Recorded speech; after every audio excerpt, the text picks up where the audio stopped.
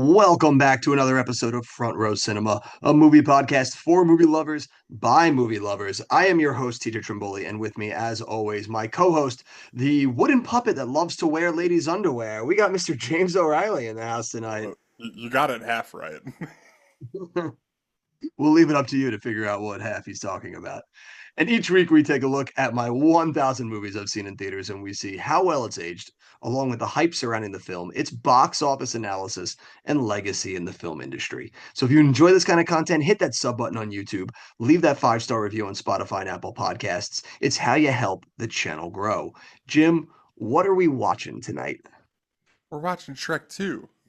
That's right, the 2004 animated classic directed by Andrew Adamson, Kelly Asbury, and Conrad Vernon, and written by a litany of people: Andrew Adamson, Joe Stillman, J. David Stem, and David N. Weiss. And starring, of course, our heroes Mike Myers, Eddie Murphy, Cameron Diaz, and Antonio Banderas joining the team for Shrek 2.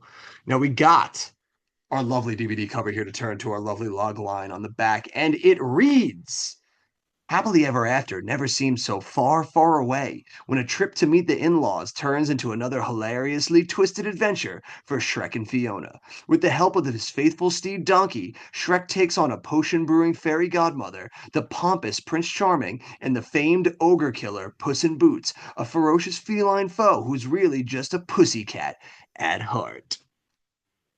Yes. I Yes, mean, in all ways, he's just a pussycat, right? He's like literally a cat. he is. He's very much a cat. Now, Jim, we mentioned it in the Van Helsing episode, and I'm only going to mention it here because this was a hollowed thing for the original Shrek 2 DVD. It's still a hollowed thing for the Shrek 2 4K. I don't know if you ever owned this movie on physical media or if you ever saw this thing, but something that they had that was much beloved in the Shrek fandom was the bonus feature called Far, Far Away Idol. Did you ever hear of this? Oh, I have heard of this. Yeah. You know why? I did not own this DVD or the original Shrek DVD, but I do remember that on like some elementary school field trip, we were on one of those buses that had like a TV and we watched the original Shrek and we watched this feature. I do remember that. Classic Far, Far Away Idol where members of the Shrek lore would compete in their own American Idol style event, and they would be judged by us, the viewer, and a animated version of Simon Cowell from American Idol. Wow. Wait, how did it was like interactive? Like you get to Yeah, like pick? you could pick winners and like who did the best or like who you wanted to go. It was a very interactive thing. Wow. It was like Yeah, the and original Bandersnatch. yes, Choose your own it's a adventure. very the original choose your own adventure. I heard when they were doing a lot of press for that property, they talked about Far Far Away Idol being a very big inspiration for them. So it, Did it, it they? makes sense. No, I don't know. Can you imagine? Yeah. Yeah, that got a lot of play back in the day. It was a great bonus feature. All right, Uh, now correct me if I'm wrong, but was it okay. an actual like human animation of Simon Cowell, or was there some kind of like animal anthropomorphization? What's that word? Ooh, take one more time. Take one more stab at that. Anthropomorphic. Hold on, hold on. If I see it, I can spell it. Well, yeah, I know you could spell it. I want you to say it. I know it's anthropomorphize, but that's not how you would say it in the sentence I was Yeah. trying to say. Is the anthropomorphic? Anthropomorphic. Yeah, you're right. Anthropomorphic. Yeah, I know, right? Anthropomorphic version of Simon Cowell. We learn words on this show. We speak I, English. I I teach you words every day. I got you. I don't remember if he is just. I think he's just him. I don't think he plays like a an animal hybrid, but I could be wrong. It has been a minute since I watched that bonus feature. Honestly, it's on me once again. I probably should have watched and I played was the gonna, adventure. I was gonna say I I need to make a new rule that if you're gonna bring up a DVD feature, you need to watch it and like do the feature. I should. I once again I bring dishonor on my family. But I promise I won't let it happen a third time. I I'm will on hit the YouTube. bonus feature. You're trying to find it I'm real on quick. Good. YouTube. Well, you find it real quick. I'll vamp once again because Jim, we mentioned again in the Van Helsing, a big feature of Van Helsing was that you could play the first level of the video game. Well, I don't need that for Shrek 2 because I still have the PlayStation 2 Shrek 2 video game Wow. tie-in. Wow. Did you And Jim, play that? I did play that because I do have my PS2 hooked up. I didn't get Nice. far You're because I redeemed. got it. I didn't get far because I got to tell you, it's atrocious. But I'm Yeah, no, certain. of course it is. Yeah. Yeah, Any of those video game tie-ins from back then were just like, here's a surefire way to get these kids' parents to spend another $60. It, That was it all it ever was. it had a lot of fun for about 5 minutes. I think I made it through one level, and I was like, I think that's enough for me. But dear God, am I glad it exists. Yeah, yeah, of course. I have Shrek 2 Far Far Away Idle up. It is a human version of Simon Cowell. All They right, have there we like go. unbranded coffee cups in front of them. And and it looks like the three judges are Shrek, Fiona, and Simon Cowell. There we go. Yes, that tracks. That tracks a lot better. And I think what Donkey's like Ryan Seacrest. Oh man. Okay. You don't. All right, you don't have to I do it. You was don't have just to do it. tracking. I wasn't actually watching. You don't have to get there. Now, Jim, I'm curious if you have a memory of seeing this in theaters because I do have the ticket stub this time, and your name is on the ticket stub. Dude, I'm like almost 100% sure you just went back and wrote my name on a bunch of these ticket stubs at some point. Like, for reasons that I will never know. But no, I do not remember seeing this movie You think with I you. just wrote that before we went on the air? I was like, this will really fuck with them. No, I'm not saying it was right now. It may have been years ago, but I do not think I saw this movie with you. Really? Did you see it in theaters? Do you not have a I memory of don't seeing this? remember. I don't think so. Man, Jim is just really got a dark deficit in his brain on the 2004 early days of going to the movies. Yeah. 2004 was one of those years, you know? It was it's one of those years for sure. Well, we do know at least Brendan and Ryan accompanied me to Shrek 2. Jim, we took the guess. Do you remember how much the ticket stub was? What was it, like 550 last time? Yeah, it was right around there. 575 to go to the movies. What a wild time. Yeah. So saw Shrek 2 on May 21st, the 4:15 show for $5.75. Wow. That's a good Yeah, I mean, I matinee. guess that makes sense. I probably did go with you. It was just like some random day after school, right? Like some Friday, I would guess. It is a Friday, so it usually was our modus operandi was to walk from school to the movie complex, buy the free The candy. movie complex. Yeah, well, it's like I went to go say a whole mall, but then I was like, I don't know if the people need all that context, and then I centered on complex, and you know don't question how I get to these places. Just roll with the flow. I would have went with walked to the movies. All right, guy. Well, we can't all be as streamlined as you are. Sometimes my mind is a whirlwind of thoughts that I just must vomit out of my body. Listen, you gave me shit about anthropomorphic, okay? Which is way harder than the movies. So let's not play the victim here. Big word work good for me. Small words give me trouble. But yeah, we'd go to Toys R Us next door and we'd buy our cheap candy, and then we'd go to the movies and we'd see the late matinee and that the 4:15 tracks, the late matinee. Yeah, so you convinced me. I was there. You have all the evidence. I I've got got him there. nothing other than not remembering, so I got him there. Time Crisis definitely pulled him in. There was no way you were missing out on a Time Crisis day. right, right.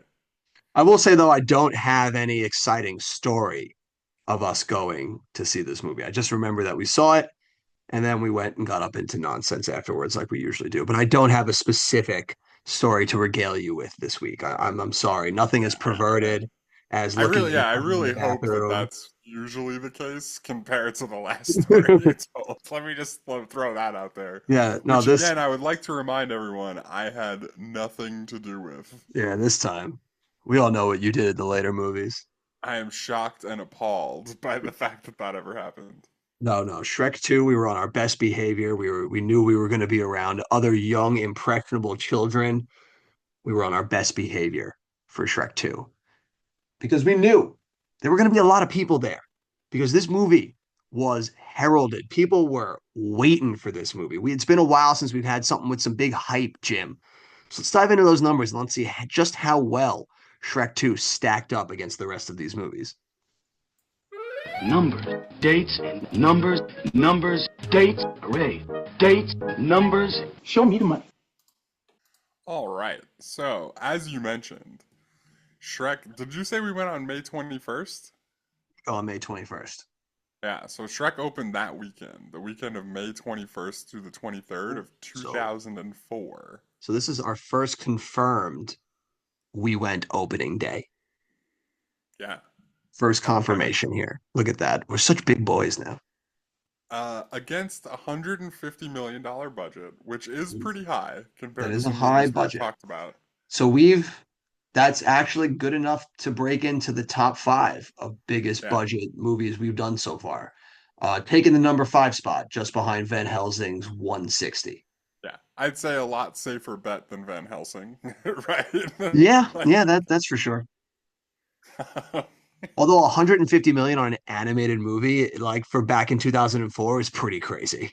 yeah, I mean, that's one of the things I wanted to bring up though. Like, you could tell that compared to the first one, this one looked a lot better. Yeah, it The still has like, animation had definitely evolved since the first one. yes, that's for sure. So their money showing up on screen, and again, like there's it's hard to come up with a bet that's safer than Shrek 2, right? I mean, the first one was such a smash hit. Not only a smash hit, but wins the first ever Oscar for best animated feature. So like clearly Right. a lot's riding on Shrek 2. Right. It's popular, high audience score, critically acclaimed. And our four tickets, was there four of us you said that went? It's four tickets. Our four tickets were gonna go a long way and making it open number one overall with $108 million and Ooh. 37,000 tacked on the end there. Jim, this is only the second time that we've a movie in its opening weekend has grossed over $100 million. So that's now the second highest grossing opening weekend of all time. Second to Spider-Man's 114. Nice. Yeah, so Yeah, that's right. Second highest movie ever, right. And now I think we've established on this show that I'm not good at holidays.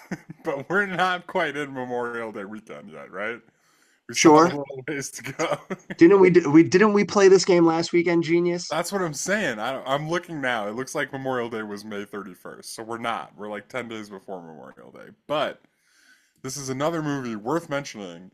It didn't actually open on the 21st. We went on the first Friday, opening weekend.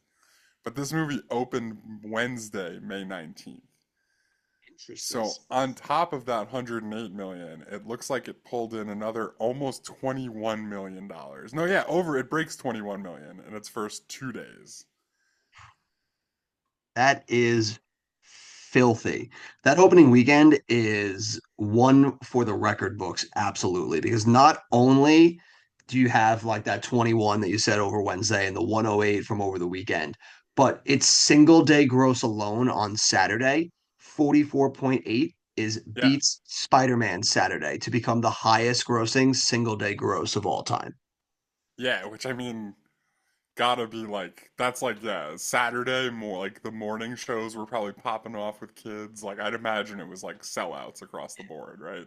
Pretty close though, because the record was Spider-Man with 43.6. Shrek 2 takes it with 44.8. Yeah, it's definitely close, but it goes to show, right? That 5 day weekend is tremendous.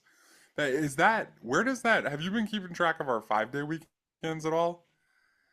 I know you're I an opening weekend snob, and you I never like am to I talk am about an opening Wednesday and weekend snob. Thursday. I am pretty bad with that. I have not tracked 5 dayers. I can rectify that and add it so that we'll have it for next time. Because I just think like, I should track our 5 dayers as well.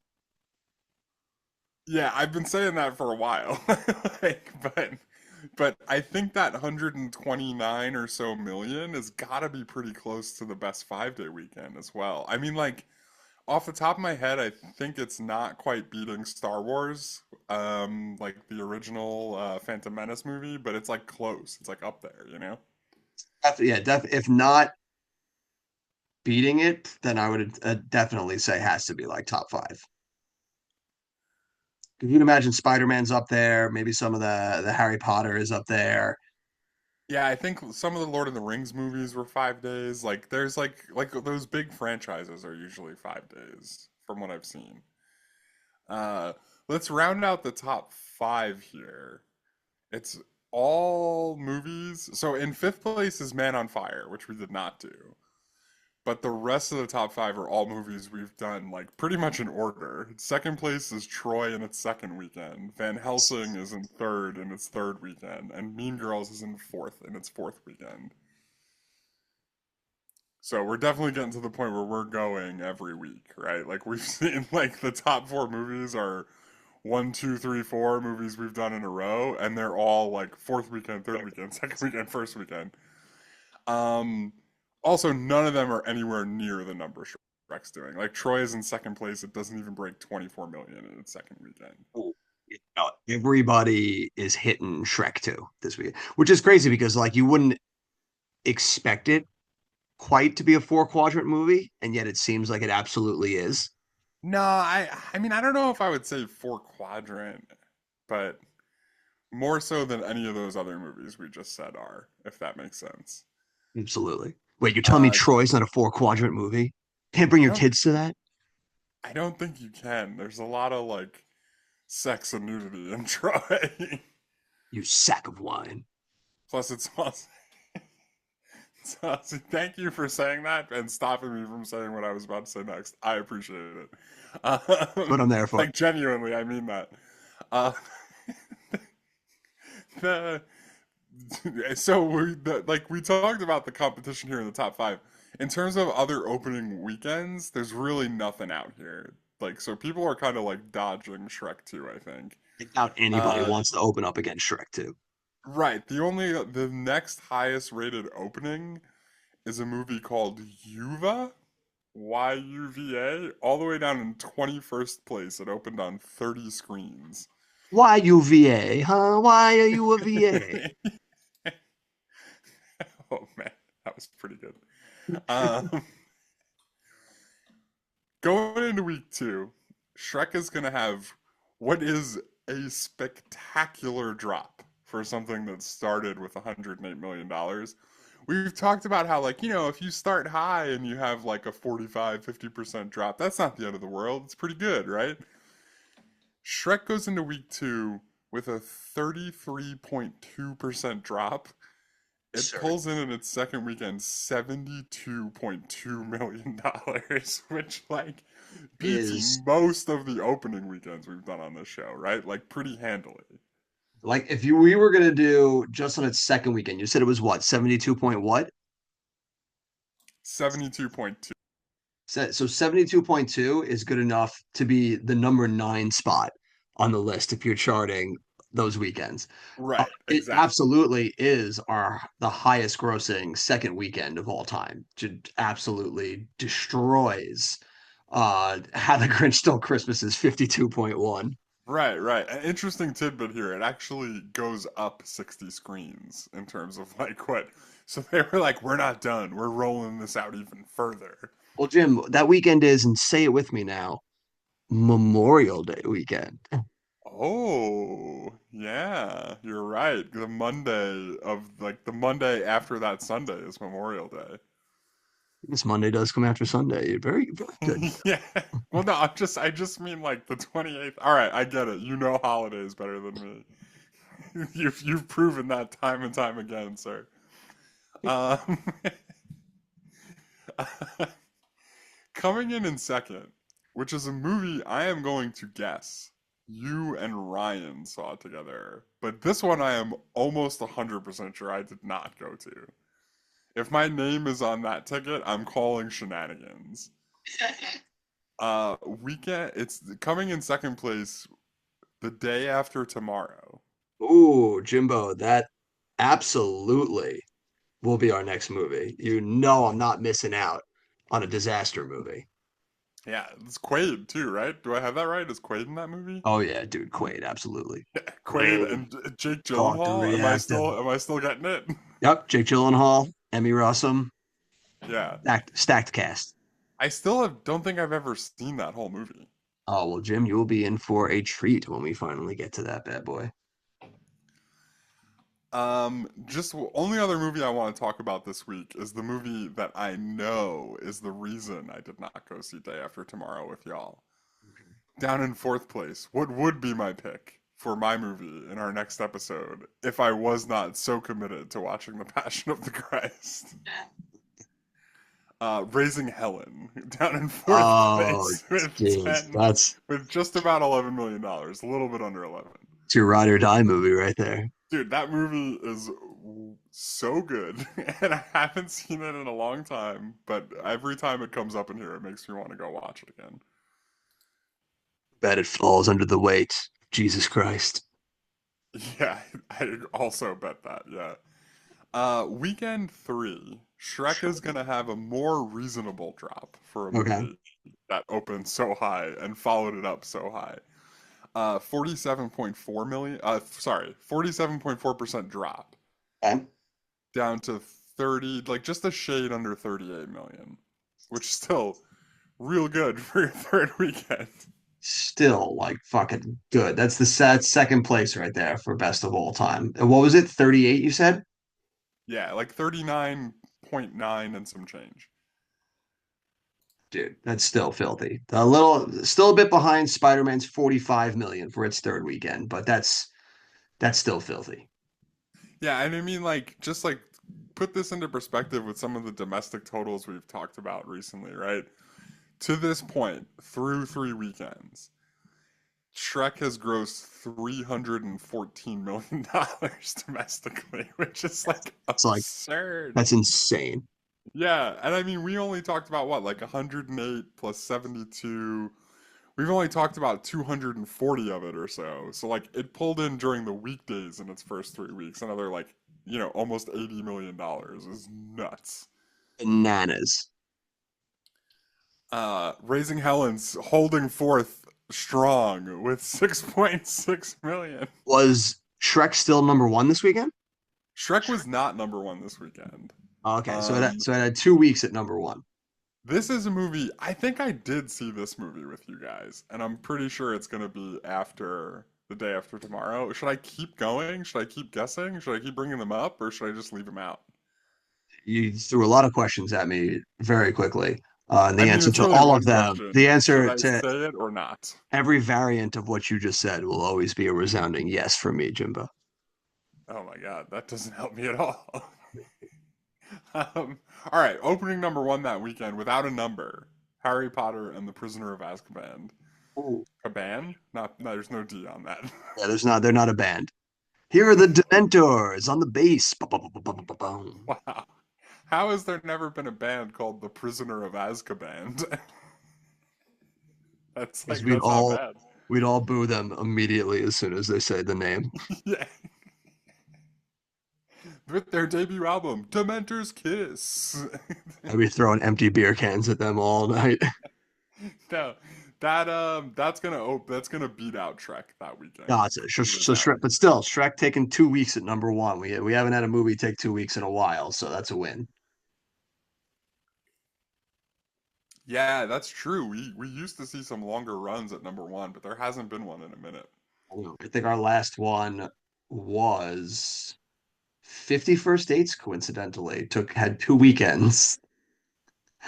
And now here we are again with Shrek 2 also taking 2 weekends. So Yeah. now that I've hit the second movie in a row, I'm gonna pivot here, and we're just gonna like follow Shrek out of the top 10 because I don't know if we want to go week to week in the box office, right? We're gonna be doing that a lot more often at the Just beginning. ride him back to his swamp. Yeah. Um, going into weekend four, it's gonna hold third place this weekend with 23.3 million. Fucking, this Weekend, movie's gonna have a run in the top 10. yeah, I think so. Weekend five, it's gonna be in fourth place with 13.9. Weekend six, seventh place with 10.2. Weekend seven drops to eighth, Let's 5.8. go, baby. Uh, while we're talking about holiday weekends, weekend seventh is July 2nd to July 4th. And I know when that one is because it's the name of the holiday. July 4th, baby. Um, No, Jim, pat yourself on the back for that one. yeah, I didn't miss that one. Weekend eight, it's down in ninth, so we're getting there. Come on, baby. Come on, baby. 4.5. Weekend 9, it's in 10th, Oh, can we get the double 3.2. digits? Weekend 10, it's going to hold 10th place Yeah, with let's go, baby. 2.3 million. And then finally, in weekend 11, it drops all the way down to 15th with 1.3. That is filthy good. So Shrek 2 gonna have 10 weeks in the top 10. Good enough to hit the top 10. Top 10. Beautiful for them right there. Actually beats out the original Shrek did 9 weeks. So it got over the hump, beat out its predecessor. Deservedly so, I would say. Deservedly so, for sure. Absolutely so. That is another huge notch in the belt for Shrek 2 right there. And then just some totals, some whopping totals. Oh, I'm ready for him. Domestic 441.5. Let's call it point 0.6. It's like 0.55, but let's round that up. What did you say it was? 440 what? 441.6. Oh my God. So that's good enough to be the second highest grossing domestic movie of all time. Only Well, behind is it is Titanic's it it's what? definitely of all time, or is it just of the ones we've done? Could be of all time right now. Unless what? Are you trying to Okay. tell me that Jesus Christ has risen above that and we just haven't I done it I'm yet? not I don't know of one that would be the second instead of it. I'm just saying No, like no. We've done I'm pretty not much. sure if you've like looked into it or you're just going off of our list, you know what Oh I no, mean? Jim, I've looked. I've looked. I've seen what's out there. Okay, okay, okay, okay. And I could confidently say number two. Sounds good. Sorry, internationally, 487.5 million. Just stupid. Internationally, that's got to be one of the higher movies we've done. I think maybe like The Lord of the Rings or another big franchise like that might have put up huge numbers at some point. Oh, I would say internationally, I think that is pretty pretty up there with a bunch of Yeah, other but ones. like most movies we've done, the international total is usually way lower than the domestic total because we're not quite past like Avatar points yet when like the Yeah. Chinese movie market and like other big international markets become like a huge thing. Yeah. So it's rare that we've seen a movie get that high internationally. Those combine for a worldwide total of $929.1 million. It's good enough to break into the top five, baby. It's going to sit just behind Lord of the Rings Two Towers, 936, but ahead of Star Wars Episode One's 924.3. So that is a huge notch for Shrek 2. Shrek 2 also goes on to become the highest grossing worldwide movie of 2004, which is a record for animated movies that it would hold until Toy Story 3. It is the highest grossing animated movie of all time until that breaks it in 2010. So just absolutely huge numbers put up by Shrek 2.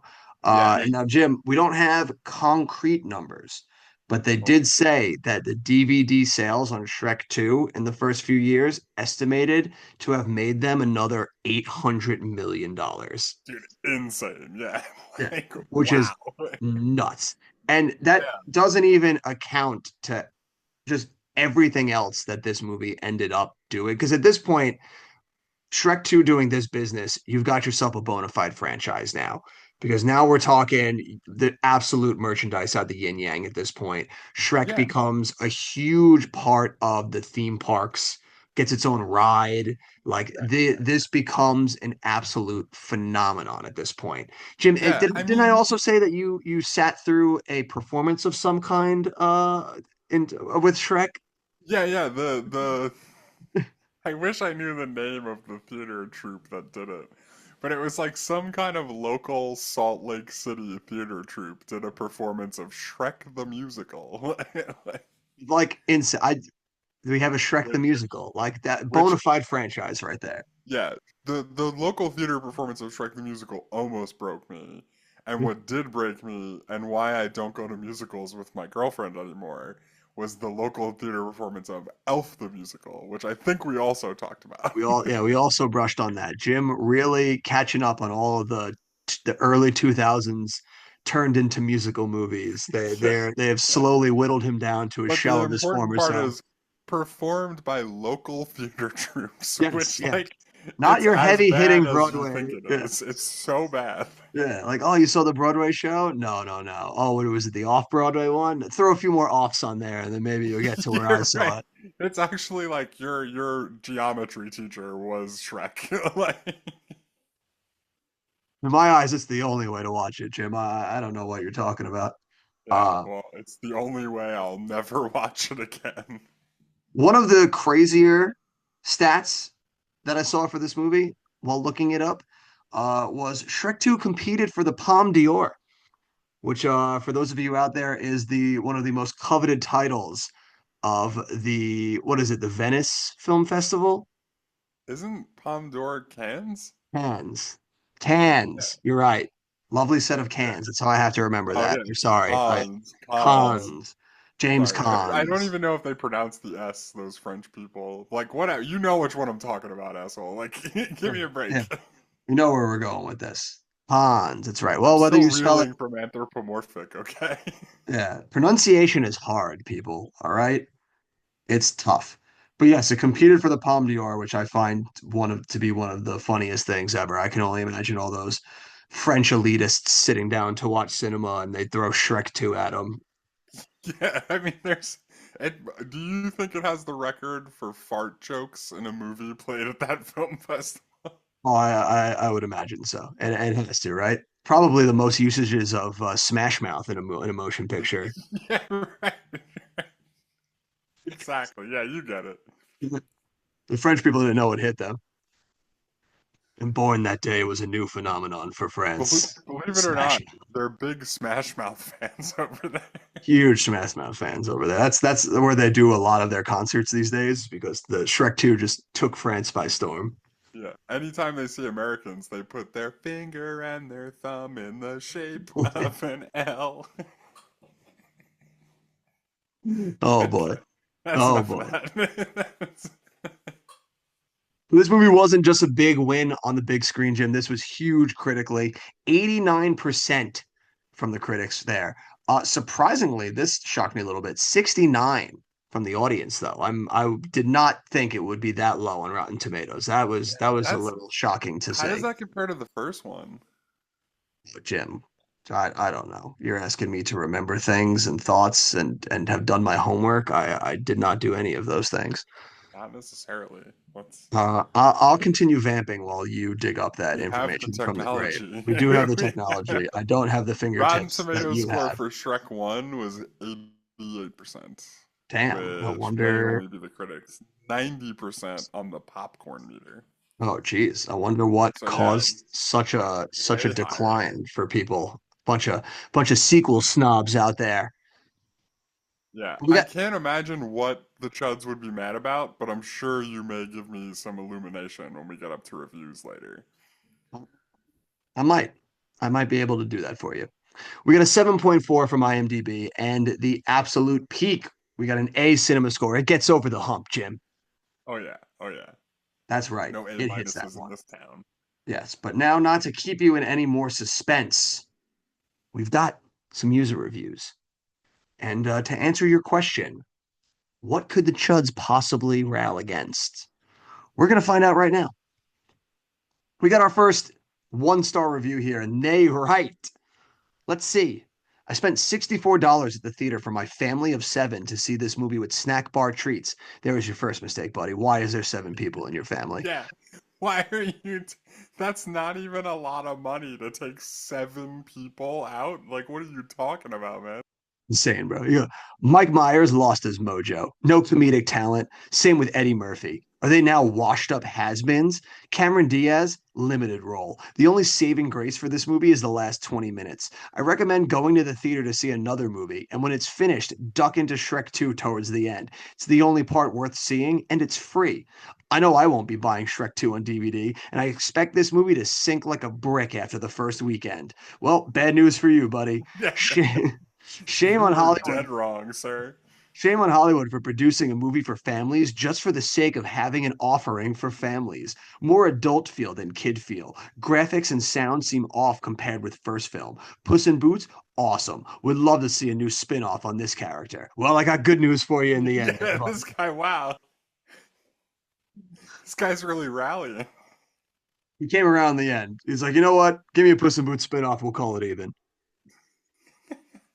And we gave him one. No, he had some good points. The end of the movie really picks up compared to the beginning, in my opinion. And we'll probably talk more about that later. But um yeah, I can't get past like can you imagine complaining about $64 to take 7 people to do anything? Like what on Right? earth, man? You know how much money it would take? You know how much money it would cost to take 7 people anywhere right now? It would cost you like over $100 to just buy Yes. tickets now, right?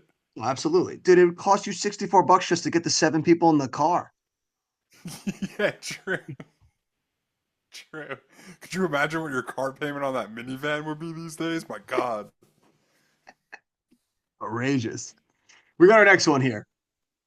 And they write, I just saw this movie. It was junk. I want to write another word, but I want people to be able to read this. I'm glad that my friend paid for it.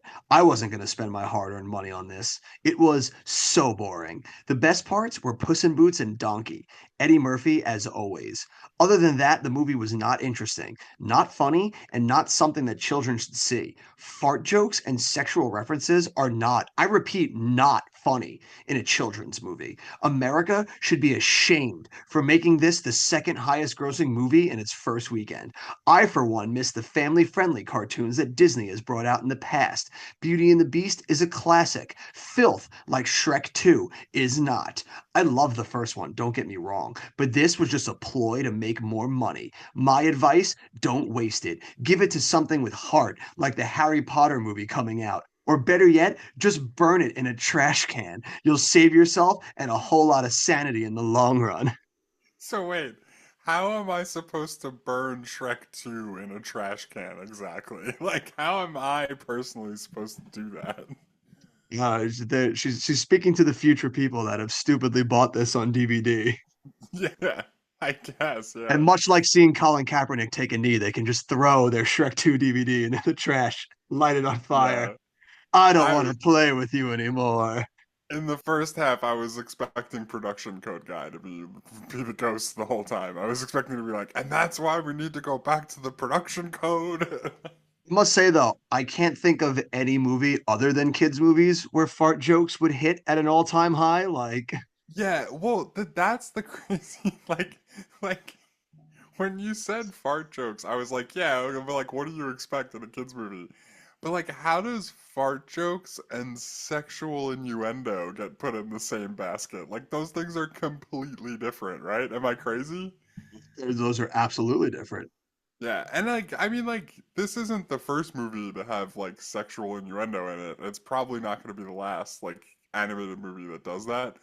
But like I think it toes the line well enough where like the kids aren't going to understand that it's even there. You know what I mean? Like Also, like, that's the trademark of like animated movies is sneaking in innuendo to keep the adults entertained. right, right. Like, Like like stuff that's going to no, make you chuckle a little bit, right? yeah, like no kid's gonna pick up on that. Like that was there for you so that you don't feel like you're losing your mind sitting here for them. Like we did that for you, and now you're complaining about it. Yeah, and I'm You're giving me struggling to shit think for it. I'm struggling to think what it even was in this movie. Like, I guess like the three Uh, girls who are yeah, wake up with Shrek like in the barn at that one part. there's a couple Other of than parts. that, and like that's not even that racy, really. Other than that, I can't even think of anything. Yeah, there's not that many big ones, but they're definitely sprinkled in there. Enough so that I could see some prude getting their panties all up in a bunch. We got our next one here. Mike547 writes, hated the first Shrek, mean It's always spirited. good. I know it's gonna be good when you say their username. Hated the first Shrek. Mean spirited, stupid, lousy. The second is a perfect example of why sequels should not be made. There is nothing worth seeing or hearing in this film. 10 years from now, people will never remember this. The animation is stiff and unappealing. Nothing at all when compared to the average Pixar film where you see every hair on Sully's body move. Jesus, dude. Yeah, what Mike, the fuck, man? sick fuck, Mike. Mike Myers' Scottish accent has to be one of the worst ever. I've heard sixth generation Southerners who have a stronger natural Scottish accent than this embarrassment that he keeps subjecting us to. All in all, this film rates a -3 out of 100. Out of 100, not even out of 10. This That guy's like guy's not. got This the guy's like this. craziest movie scale of all time. He's like this movie would have been good if I could see more sexy hair on Shrek's body, like Sully. Yeah, which is like literally the crazy, like one of the craziest things we've read in these reviews. But like even crazier still, who on earth does a movie scale out of 100? And then if you're gonna give it a negative, you put the top end at 100, but you only go to -3? Like what? Like why three? Like why not -100? Like what is going on? I don't know. Maybe there was enough hair follicle on Puss in Boots to kind of just help him get over the line, make it not a Yeah, total maybe. loss I don't for know. him. Yeah, Yeah, that was pretty good. I mean, yeah, like at least so far, none of our one-star reviews have wished death upon anybody. it's true. We haven't gotten to death yet. Just people It that did want are us to burn the concept of Shrek 2 in a garbage can, which is not great either, but it's yeah, not quite like calling for like the death of people. mostly have just been trying to convince us that no one will be talking about this movie in years to come. And boy, howdy, were they wrong. Yeah, yeah. I think the worst take so far is the guy who was like, "There's no way this is gonna make it past week one." Like, This thing's gonna sink like a brick. Well, buddy, I got news for you. weekend two is like top 10 in all weekends ever. Like, We got another. All right, so this we're we're getting there. This one's a big one, and they got some stuff to say. oh boy. Yep, they write. I find the entire premise of this movie disgusting. It's basically about class and social differences, somehow transplanted into an animated world. It's a very adult premise, and the movie makers have somehow taken advantage of the animated medium to get their story in, and it's horrible. There's supposedly hilarious gags about parodying various fairy tales throughout the movie, only they're not. And anyway, didn't we do that very thoroughly in the first one? Also, there's suggestions of incest? Or whatever you want to call it. Why does the fairy godmother have her tits popping out through the whole movie, especially when talking to her son? Just like is said at the end, that's his mother? Yeah, I wouldn't have thought it either. When I was a kid, cartoons were about cats and mice, superheroes who flew faster than bullets or swung around the city on webs or whatever. This is some weird, modern version of My Fair Lady, twisted and perverted beyond all belief, and sickeningly with awesome visuals just to make the kids go and see it. If they want to show off how many computers they have and how many photorealistic, ray traced, realistically lit frames they can render, why not just hand us the DreamWorks showreel? It's disgusting to see this pitched as a kids movie. It's nothing of the sort. I feel sorry for those who are children today. If I was growing up now, I'd throw up and probably hit someone after watching this movie. Dude, I don't even know where to start. That was like all kinds of crazy. Jesus, All lady. right. First of all, did you ever at any point get a feeling of incest from the fairy godmother and Prince Charming? No, I got a feeling of a mother who smothers her kid, which is like a Right, lot he's of like a parents. mama's boy, but Yeah, there wasn't anything like sexual about it. yeah. That's so weird that that Like person would jump to that conclusion. sounds like that person has a Oedipus complex. Potentially. Next, when I was growing up, cartoons were about cats and mice, as if the cartoons with cats and mice weren't about them like violently trying to murder each other. Like, what are you talking about, dude? Not only that, they're talking about like when I was a kid, cartoons were about cats and mice as if they weren't like the most racist things like of all time. Like I Yeah, remember Lady also and the true. Tramp. Those my Also true. those cats are pretty fucking racist. Yeah, also true. But I thought they were mentioning like Tom and Jerry with the cats and mice thing, right? Which is Or that, like, yeah, that too. Also, yeah, it's super violent. right, like which is basically like what Itchy and Scratchy is based on. And like the whole point is he's trying to eat Jerry. Like he's trying to kill him. Like how is that any better than Shrek 2? It's not. Like Shrek 2 is way tamer than that. I don't know that gotta get off your high horse.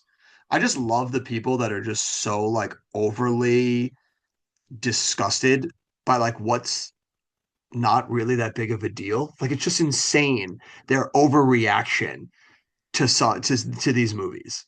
Yeah. I mean like I didn't think that any of this stuff in this movie was racy. And it like maybe it shouldn't be shocking at this point that there's people out there who did. Like we've done enough of these one-star reviews that I should know better, but it's still like, man, like what? Like no way do Just they believe this.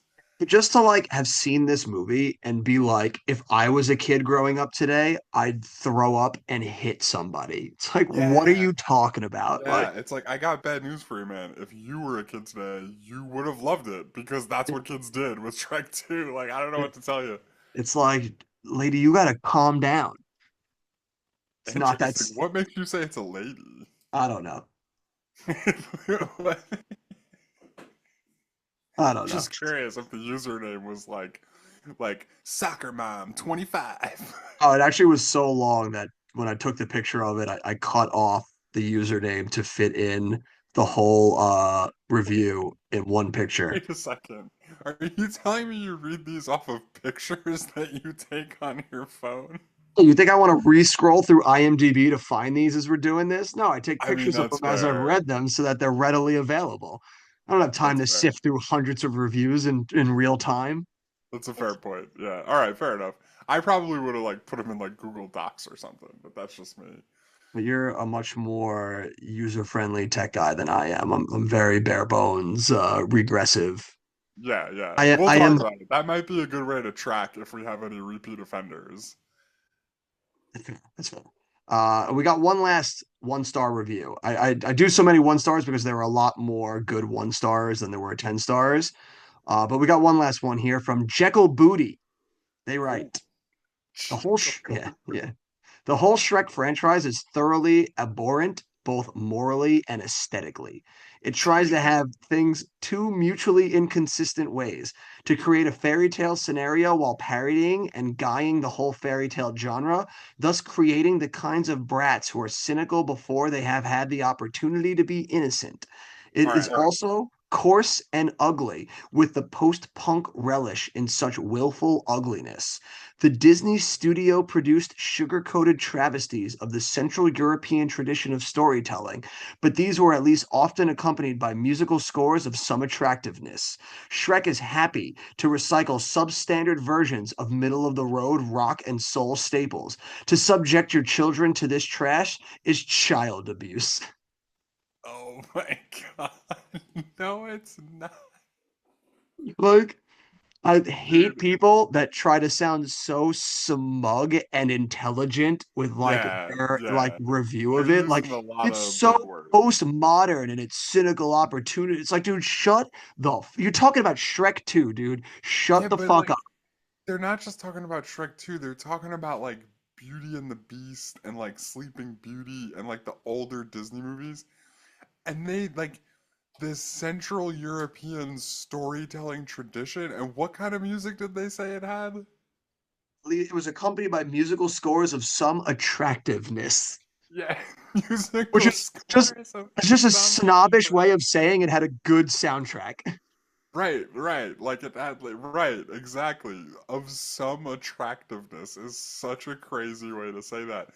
And then like what exactly did you want Shrek 2 to do if to not play like a weird cover of David Bowie's Changes? You wanted them to play like airy orchestral Sleeping Beauty music? Like, what are you talking about? Like, it's just it's absurd. And to just like it's insane to me to just watch a kids movie and come away from it being like you could watch this movie and be like, yeah, it's not for me. I don't really like what it does. I'm not big into like the choices that it makes. But to just watch this movie and be like, it's thoroughly abhorrent is such an insane takeaway. Right. Abhorrent is a really strong word. Like a Such a really strong strong word. word. It's such a strong word. Like it's absurd, dude. Yeah. I mean, there's only one movie we've done that I would call abhorrent, and that's American Wedding. And that I think Yes. deserves it like You fully. you were just really waiting to tee that one up. No, but like I bring it up to say that like I've gotten to that level of angry about one of the movies we've watched, but it would never be about a kids movie. Like that's so insane. Yeah, it's it's insane. And to also like equate watching this movie to child abuse Abuse. is amuse bouche is also a level of insanity. Child of Gary Busey. All right. Yeah. So that's that was like his name was the first thing that popped in my head when you said abuse. Yeah, of course It it's not child abuse. Abuse. Now I'm doing it. rolls off the tongue, right? Of course it's not child abuse. Like it's just another like internet thing that we still live with today where like people can't just be like I don't think you should take kids to see this movie. Like they can't just have like a mild take. They need to make it the most outrageous thing they can possibly say. You know, they're like compelled to do it. It's absurd. These people are insane. But then we'll turn our attention to a couple of tenors. The tenor people, much more easier to deal with this week. We got our first one. Movie Dude One writes, I was a video store manager when the original came out on VHS and DVD, so it got burned out rather quickly. But it was a good burn, if you know what I mean. I'd really be happy burning this one out too when it comes out. I'm not much one for repeats, but I'm going for the repeater on this one. This is 10 star. Nice. Good man, dude. I'll also burn one with you for this movie. I don't know what you're That, talking about. how dare you? Back in the days of the Heck, production code, we never would have done that. Barney's burning what? He better be burning incense. Then we got Burning the midnight oil working so hard. That's the only thing I'll ever burn. nice. Then I got one last tenor here because the tenors were very easy this week. There was not a lot of wild people. Everyone kind of had the same thought that this was just a very good movie. But we got one more dude here. Martin writes, I think people are expecting way too much from Shrek 2. It's just a bunch of things that appeals to our inner little child. They just used all these characters from fairy tales that every one of us are used to seeing in their normal context and gave them a new life. It just happens that their life is slightly different from the one we are used to seeing. And that's, people, what's funny. You don't have to put big humor or a really complicated plot to make it a good movie. There is irony all over the place. An ogre who is actually a really nice person compared to the bad, mean ogre that eats children. This cat that is supposed to be really tough, but who is actually making cute little eyes to persuade people. Pinocchio that is actually trying to hide that he is wearing a thong. When the donkey turns into a stallion. The godmother singing that song half naked on the piano. When the big gingerbread man is attracted by the big Farbucks cup of coffee. Well, I don't know, guys. I think this is funny. I think this is a great movie. If you think it's not, it's because the kid inside of you is dead and rotten. And that's sad. Oh no. I was like, the whole time you were reading that, all I could think was, wow, we've found the polarized extreme edges review that is like totally actually middle of the road sounding. Like this guy like understands like what this is all about. until he did a thing we brought up on recent episodes where he's like, and now I'm gonna tell you what's wrong with you. Like, You're just like, I'm sorry the little kid in you is dead. I can't relate. yeah, it's like, man, you're a sad piece of shit, actually, if you don't like this movie. Man, he was so close. He just needed to He make it was, like two more yes, sentences. he was almost there. He was so close. We were reaching for the stars. And Yeah, then we fell back yeah. down to earth. Much like Everything else he said, Icarus. though, spot on. Like, you guys might be expecting too much from Shrek 2. It's like really not, you're thinking way too hard about it if you start saying the words Central European storytelling tradition. True. Very true. And I guess with that, Jim, I'll turn it over to you now. Where do you fall on the line between this movie is totally abhorrent and if you don't like it, you're dead inside and have no whimsy? I mean, a lot closer to if you don't like it, you're dead inside and have no whimsy, but not quite there. Just he's just underneath that. Yeah, just a shade. No, I mean, like, it's pretty good. I think it's mostly pretty good. Like, we've talked a lot recently, with the exception of maybe Mean Girls. We've talked about a lot of movies recently that just like give up on the idea of having a story. You know what I mean? And like, I'm kind of with your last 10-star reviewer when he's basically saying, like, look, the plot doesn't need to be complicated, the story doesn't need to be convoluted. It can be simple as long as you execute it well, right? And like, there's nothing in this movie that it is very much like filled with fairy tale tropes, I guess is what I would say. There's nothing that's really like a huge curveball in any way. Like there's a pretty straightforward villain. The things that Fiona and Shrek want are all pretty straightforward. You've probably seen them like time and time again. Like there's nothing like super innovative about this. But it does it really well, and it actually has a story, which as we've seen doing this show, like isn't always a guarantee, right? So like that goes a long way for me, even if I don't necessarily love the first like 45 minutes or so. You know, I would agree with that. And I do think what I think most about this sequel in particular is a lot of the times you'll get with sequels, they just need to pump out another one without thinking about what actually would these characters' lives evolve into if we were to continue following their story.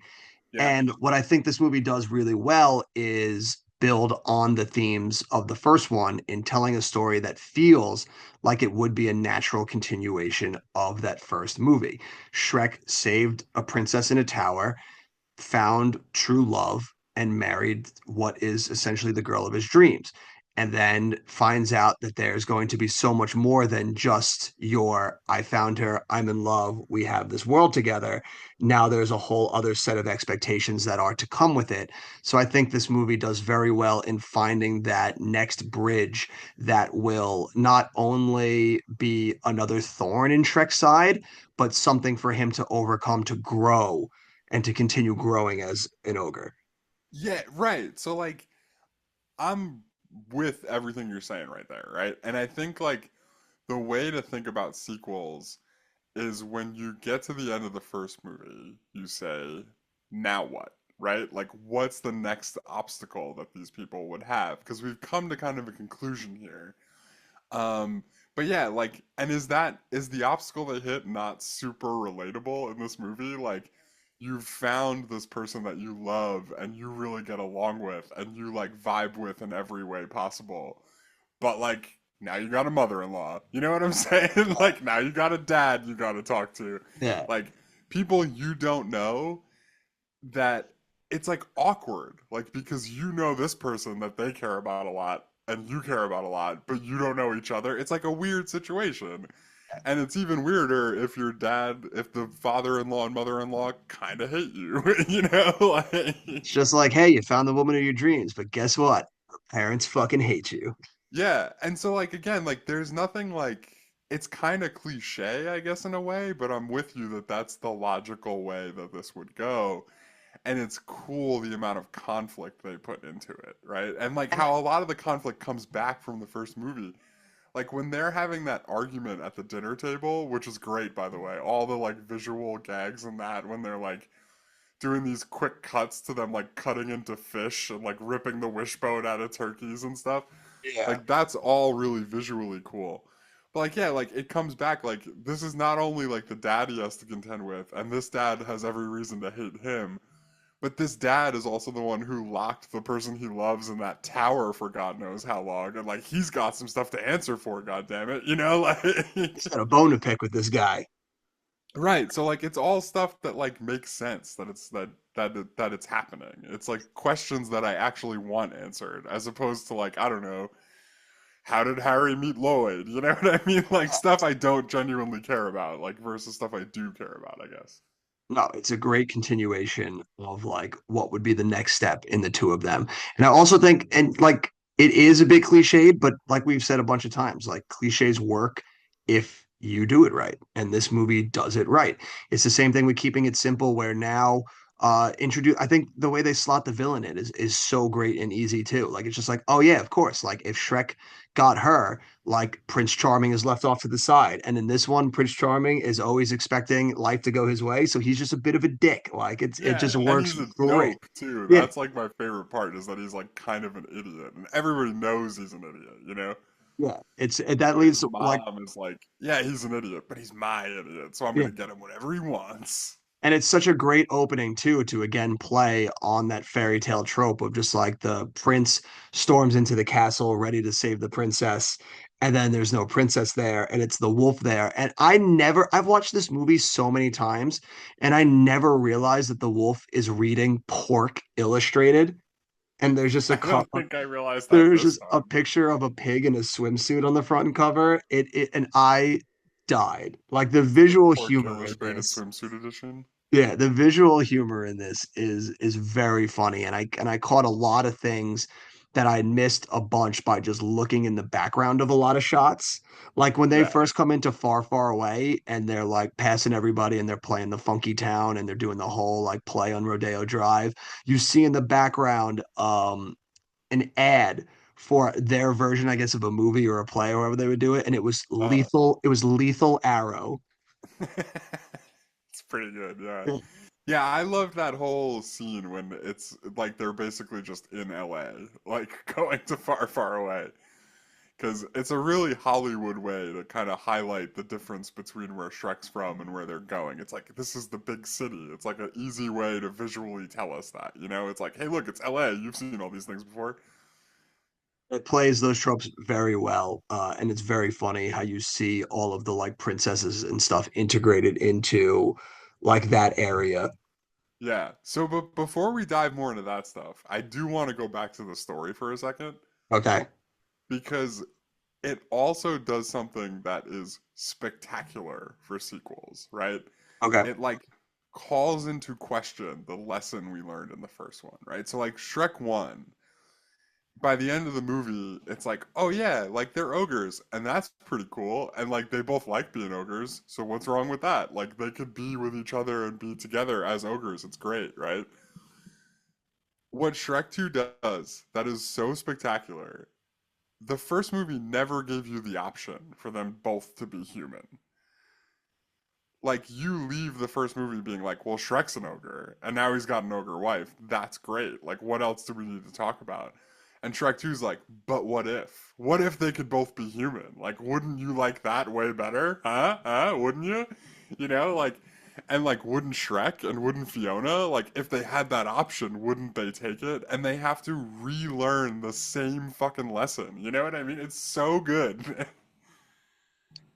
Now, this movie is just very well done at a storytelling level, I feel like. And it's very good at not only adding layers to their new relationship and new troubles in this one, but recontextualizing everything that they learned from the first one and having to like reinforce that love. And not only to themselves, but to everybody else also, because it's a lesson that her dad learns by the end too, when he finally Yeah, takes that absolutely. magic wand shot to the gut. Right. Not only do you need to relearn the lesson, but this other asshole needs to learn it for the first time through you relearning it. Like it's all like layered and great, you know? Um Also, another way to phrase that, right, is like something we've talked about a lot with story, which is when your characters have something, the first thing you should do is take it away, right? Like like they have that thing where they're both comfortable being ogres and it's great. And now all of a sudden they're not comfortable being ogres because they're in far, far away and everybody's looking at them funny and all the like stuff that was really easy for them before is all of a sudden very hard. You know, like it's so good, man. It's so Yes. good. I could wax poetic about it. And it's not something that he can just run away from because they're always going to be Fiona's parents. Like that he Right, has to find a way to make that right. work. And it's important to her. She makes it clear from the jump that it's important to her. You know, it's like really good. Yeah. No, it's great. I love that scene when they first show up too. And and they like release the birds and the one bird like just flies right into the wall because it's just staring at the ogres. Just Yeah, falls dead in front of them. yeah. And then the way like when he takes the human potion and he like turns into a human and he's like all like sexy Shrek, um, the way that they like bring him back down that same street and everybody kind of like looks at him for a second and he's waiting for him to look at him funny and then they're all just like, oh hey dude, what's going on? Like, you know what I mean? It's With like now the you fit in. Like, isn't this so much better? You know, like don't you want to fit in? You know, with so the good. with the fucking changes song playing over it. Yeah, yeah, yeah, yeah. Changes. Absolutely. So fun. It's so great. And I love one thing that they do too that I really appreciate is that they don't make Fiona stupid. Like she's always kind of like wary from the jump when they pull the switcheroo with Prince Charming pretending to be Shrek. Like Yeah, she's never fully buying into it, like at any point, and it's just kind yeah. of like, that's not my like. Even She if that can is tell. him, Yeah, she can yeah. tell. Like even if that is him, like the potion changed him, and I don't like that. Yeah, I also love like how and I watched this with my girlfriend for this podcast and I like when this happened, he takes the potion and literally before Fiona even knows what's going on, she's already made the choice. She's like, "Nah, man, we're ogres. We're out of here." Like she's like already made the choice. And it's like if he just waited like I don't know, like 2 more hours, everything would have been fine. Like they would have just went back to the swamp and they would have been cool with each other. And in But the way movies work, like it was better that he didn't do that. But it's just like the yes, like seeing you like have him just barely like you seeing him just barely miss it. You know what I mean? Like it's so cool. It's like it draws me in even more. he had to miss that because if she found him and they just left, that's them burning a bridge with her parents to never Right. return. So Right. she would still feel they still wouldn't be whole even as two ogres. So it was destined to still happen the way it had to. Shrek, I Fiona, it is me, Shrek. He's such a dope. He's like, I'm giving the acting performance of a century. How am I supposed to do this when I have to play that dullard? Yeah. And now, moving on from story, I want to get into what is maybe the best like 35 minutes in movie history. Like from the second they get to the ball that they're doing for Shrek and Fiona's like newlywed ball or whatever it is, and people are doing the red carpet and like Joan Rivers is there like doing An like animate reporting Joan from the Rivers. red carpet. Yeah.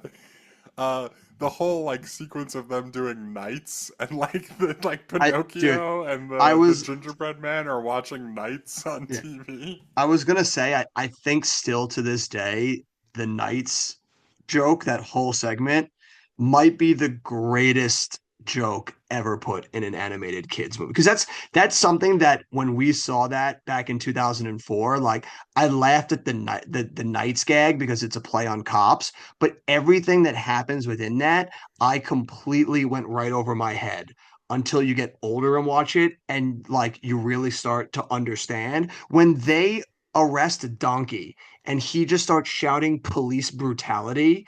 Yeah, It's like, dude, that is the most layered, insane joke like in a kids movie I've yeah, ever heard. And then they throw fucking Puss in Boots up against the wall and he calls them capitalist pigs. yeah. But he calls them capitalist pigs, and then they're like, "Ah, he's got some catnip." Yeah. Then they find catnip in a dime bag, and he's Yeah, and he like, "Oh, goes, "That's not that's not mine, man." mine." Like, It's so tremendous. It's so like tremendous. And like the way that like we're seeing that through them watching it on TV from Shrek's house. It's like it's so cool the way it's set up. So like and you literally go from like the ball transitions into them watching the ball on TV, and then they change the channel to nights. Like that all happens in like a course of like 10 minutes, and it's like the best 10 minutes of the movie. It's so good, you know? so good. I And then, think also we might have, we thought for a while that we would have this mad dash of references between Star Wars and Matrix. But I think we might have to add a third one here, Jim, which oh, is the Mission Impossible theme song riff joke shows up fair. in a lot of stuff and showed up in this one. I think that would be a strong contender. Yeah, I honestly, it might beat both of the Matrix and Star Wars. We might have to start Just something to tracking keep an eye on. Mission Impossible references because that seems like one aplenty. Even though the Shrek franchise has always been one that has a lot of references within it. That's it. Like Yeah. they love referencing other stuff in the Shrek But movies. But dude, that we're not done with the 35 minutes, man. I We never got said we were. Then they go to the Muffin Man. And Yeah. they build Oh, Gingy! they bake like a 25-foot tall like Muffin Man with I don't know, what word would you use for describing that Muffin Man? Bit of Can low we just say intelligence. can we just say his name was Mongo? Yeah. Named him Which I Mongo. believe isn't that what the guys from Blazing Saddle is called? Blazing Yes, Saddles is called that is Mongo? a Blazing Saddles reference. But not only that, when Mongo gets hit, he makes like the Godzilla scream. Right, right. It's And like like Mongo's like tearing the castle gates down and they pour the like hot frothed milk on him and he's like, or "Rah!" foam. Yeah. No, no, no. The milk needed to be hotter but less foam. Oh, yeah, we need That more was the milk but less adjustment they foam. made. And then they melted his arms off and he's like floating into the fucking river. It was, it's just that, and that's literally like maybe like 5 minutes after they're watching Nights on TV. Like, you know what I mean? I was blown away by the last 35 minutes of this movie. And we can keep Strike up, going. Like, the whole I Need a Hero, like, cutting between them, like, fighting their way in with them singing and the guy trying to strike kiss up the Fiona. ovens. We're gonna need a lot of flour. Yeah. Like that movie just crescendos for the last 35 minutes in a way that not a lot of movies do. Like the only movies I can compare it to off the top of my head are like the last 35 minutes of Flash Gordon when like Queen's just playing in the background and it's like getting crazier and crazier. Like it does something that's like really spectacular in the last 35 minutes cuz I agree with some of those one-star reviewers where for the beginning I was like, yeah, cool. Like the story makes sense, and I'm like following it, but this is like not really like blowing me away. You know what I mean? And then you get to that last 35 minutes, and I'm like, all right, cool. Like I'm in. I'm blown away. You guys win. It really turns on the gas at that point with a great commentary on capitalism when the people of Farbucks run out of the one as Mongo destroys it across the street into another one. Yeah, yeah. I'm still waiting for what word you would use to describe them because I think it's pretty obvious what they're saying. Oh, Like, I will not be saying that one. That's all you. yeah. Like he loves the Starbucks cup, and then they're like, "Hey, Mongo," it's like, what do they He goes, say to like yeah, get him to follow the follow pretty them? pony, Mongo. Yeah. Follow the pretty pony. He's, And he's like, oh. "Oh." So- And then maybe the best line in the whole movie is when he's floating and like he's like sinking into the river and the gingerbread man, the smaller one, is like jumped off the thing like, "No." And Mongo just goes, "Be good." No, that's an ET reference. This movie Yeah. just rips the references one after the other Yeah. so quickly. Spectacular, dude. It's so great.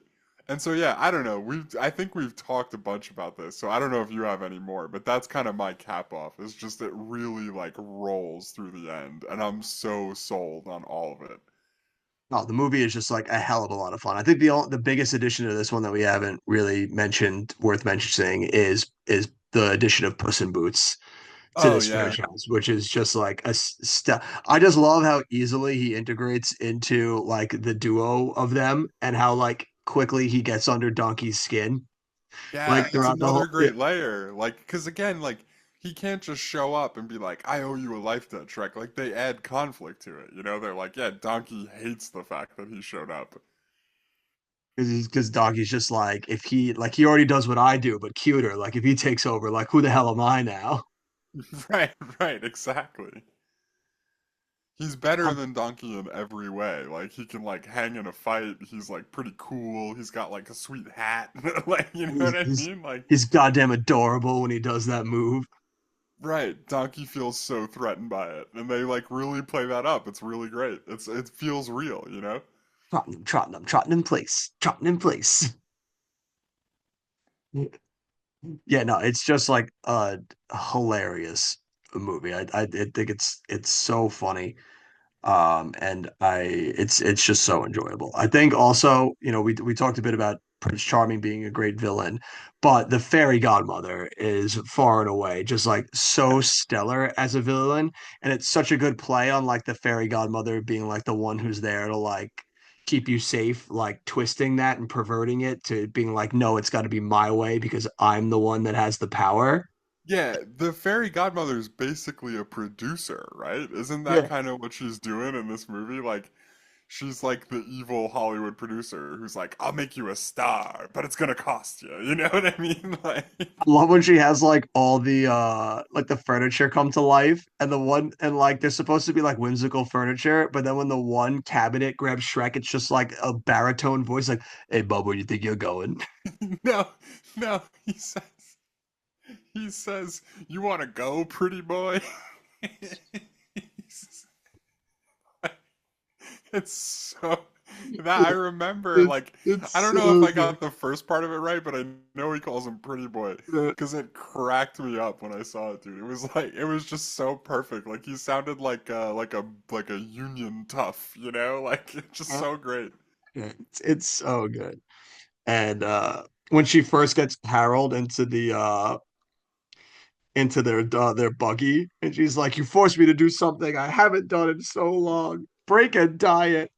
She gets the kid like the Happy Meal that comes with like the battle axe. Yeah, yeah, yeah. Yeah, like the movies, it's so good. It's so good at parodying fairy tales too. Like it's so fun. And I enjoy it a lot. And it's funny that we ended up doing this episode now so close on the heels of them now finally releasing a teaser trailer after so long. We are returning to Shrek, and they're putting out Shrek 5. Did you see the teaser trailer for this? I did not. I know we're recording this a little bit ahead of time. Did it come out like recently or? Yeah, I think it only came out about like a week or two ago. It's Okay. it's very slight, but it play one of the it does two things that I don't like. Okay. One is that it plays into the meme culture of Shrek, Okay. which I really don't want them to acknowledge at all. Like I don't want it to Yeah. be that meta like that. It Um, feels so like I have two things about that. okay. I kind of agree with you is the first thing. Like it feels weird for them to embrace that. But then I also can see how like some producer somewhere is being like, but what if we embraced that? And that's like why there's a Shrek 5, you know what I mean? Like that's kind of like Basically, I think that's the two sides of that coin for me. yeah, I think it like that feels like them just being like milking the property more so than them Yeah. actually having a good idea enough to do a Shrek 5. It's more just like, hey, he's a meme icon. Like everyone love like we should just do it and we'll play into it. Yeah, it's in the same spirit of Sony re-releasing Morbius.